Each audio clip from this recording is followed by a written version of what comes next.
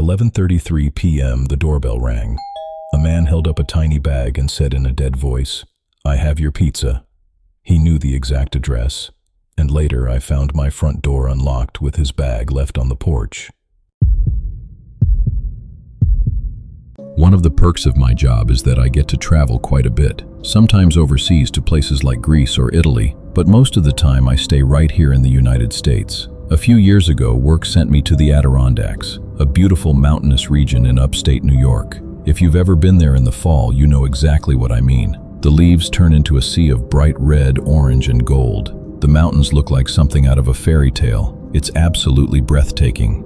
Normally my company books a hotel, but this time I wanted real peace and solitude. So I went on Airbnb and found a secluded wooden house deep in the trees. It had hiking trails right outside and a big back deck overlooking the mountains. It looked perfect. I arrived Friday night just as the sun was setting. I poured myself a drink, sat out on the deck listening to the quiet forest, and went to bed early. The next morning I woke up around 6 and decided to go for a jog on the nearby trails. That's when I first felt it, the strong feeling that someone was watching me. Every step I took, I kept looking over my shoulder. The woods were still, but I could swear I heard branches moving when there was no wind. My heart started beating faster. I kept telling myself I was just being paranoid. I'm a city person. Being alone out in the middle of nowhere was probably just getting to me. I finished the run and headed back to the house. I took a long shower and tried to relax, but then the strange noises started. Soft creaks in the walls, little bumps and thumps that seemed to come from inside the house. I told myself it was just an old wooden cabin settling. That's normal, right? Later that afternoon, I drove into town for my work meetings. I met up with coworkers, had dinner, and grabbed a few drinks. I'll be honest, I stayed out as long as I possibly could. I really didn't want to go back to that house alone. I finally pulled up around 10:45 at night. I went through the entire place and checked every lock and window 3 times. Then I went upstairs and tried to sleep. Sleep never came. Every tiny sound made me jolt awake. The wind outside, the house creaking, my own breathing sounding too loud in the dark. A little after midnight I gave up. I needed a cigarette to calm my nerves. I grabbed my coat and phone and quietly headed downstairs. The stairs led straight into the dark living room. To the left was the kitchen, with faint moonlight coming through the sliding glass door. I stepped forward and froze. There was a shape in the kitchen, a dark silhouette blocking the moonlight. My stomach dropped. For a few seconds I just stood there, trying to convince myself it was nothing. Just shadows, just my imagination playing tricks. Then I reached over and flipped on the light switch. There was a man standing there. He was tall, at least 6 feet, long shaggy hair, thick beard, probably in his late 30s. He didn't move. He just stared straight at me with cold eyes. 10 long seconds passed. It felt like 10 hours. Then he lunged at me. I ran. The kitchen counter gave me just enough time to get ahead. I sprinted up the stairs, slammed the bedroom door, and locked it as fast as I could. I know it sounds like a horror movie mistake, but I didn't have my keys. I didn't know if he had a weapon, and running into the pitch-black woods seemed even worse. I called 911 with shaking hands. The dispatcher stayed on the line while the man started slamming into the door. The hits were violent. Each one shook the entire frame. Between the blows, he kept screaming the same disturbing words over and over. "I love you. I've changed. I need you back." I yelled back that he had the wrong person. I had never seen him before in my life, but he wouldn't stop. The wood started splintering. I could actually see his fist punching through the door. Then I heard the sirens. Multiple police cars pulled up fast. Right as his hand broke through the door, there was a loud crash downstairs. The police had tackled him. I climbed out the bedroom window onto a small roof. An officer helped me down safely. They arrested the man while he was still screaming incoherently. That's when the police called the owner, and that's when we learned the truth. The man was her ex-fiancé. After their breakup, he had disappeared and gone completely off-grid. For the past several days, he had been secretly living inside one of the closets in the house.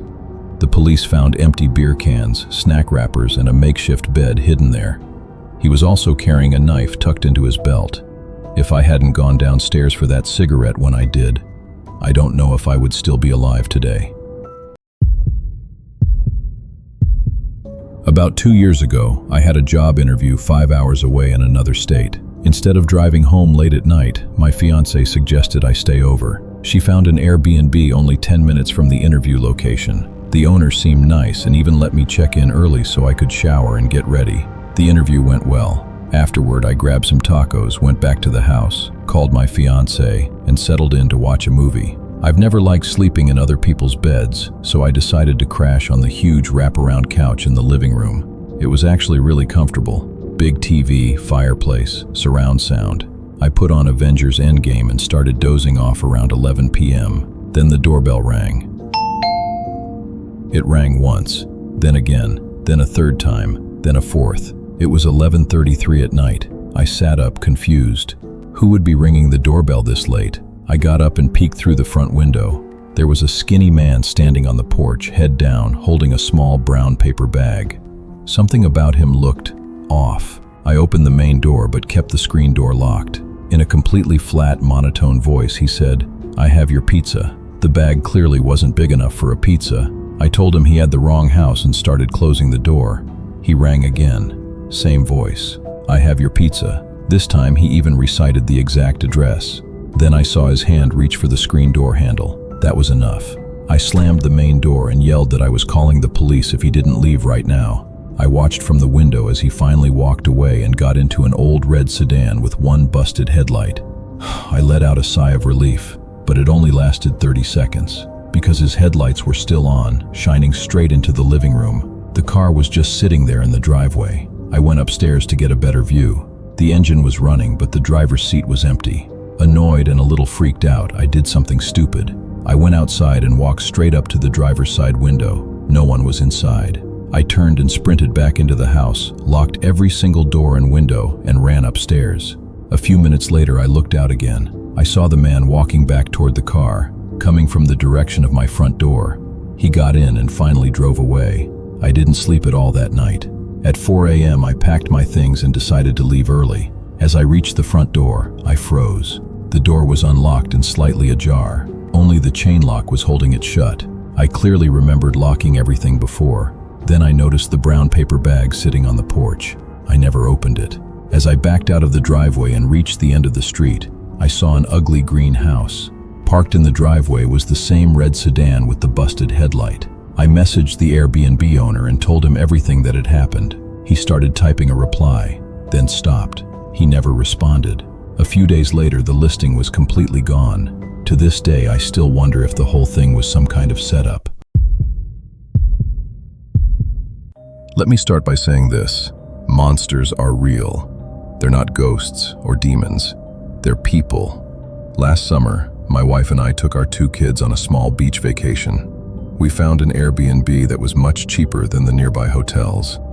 It was a nice house at the end of a quiet, dead-end street with a creek running behind it. It felt private and peaceful, exactly what we wanted. The first day was perfect. We spent hours at the beach building sandcastles, playing in the waves, and the kids actually got along. That night we played Uno as a family and went to bed happy. The next morning, our 8-year-old son looked exhausted. He barely touched his breakfast. After some gentle questioning, he finally told us what was wrong. He said he saw ghosts in the backyard during the night. Shadows moving near the tree line. They walked slowly toward the house and then just disappeared. One of them even waved at him. He was crying while telling us, clearly terrified. We comforted him and told him it was probably just a bad dream. Ghosts aren't real. The rest of that day went normally. But when we got back from the beach that evening, we noticed the back door was unlocked. Nothing was missing, so we made sure everything was locked and went to bed. That night, around midnight, our son woke us up again. He was shaking and crying. "The ghosts are back," he whispered. This time, one of them had tapped on his window and whispered, "If you scream, we'll hurt your family." They told him to open the door. My blood ran cold.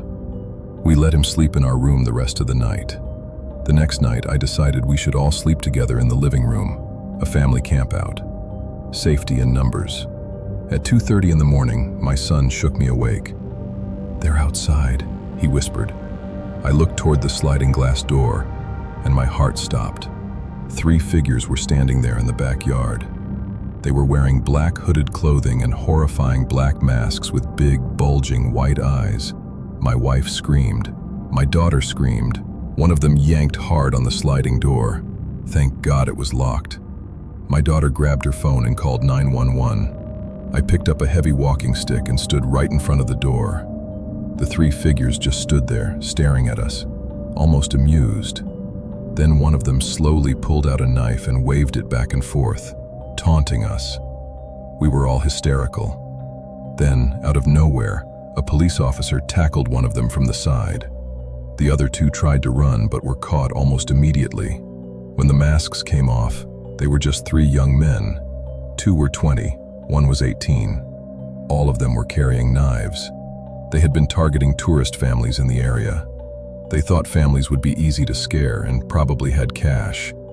The police said they probably only wanted money, but I'll never believe that. Not after seeing that knife. Not after hearing my son cry in fear. Not after seeing the pure terror in my family's eyes. We left the next morning and never went back.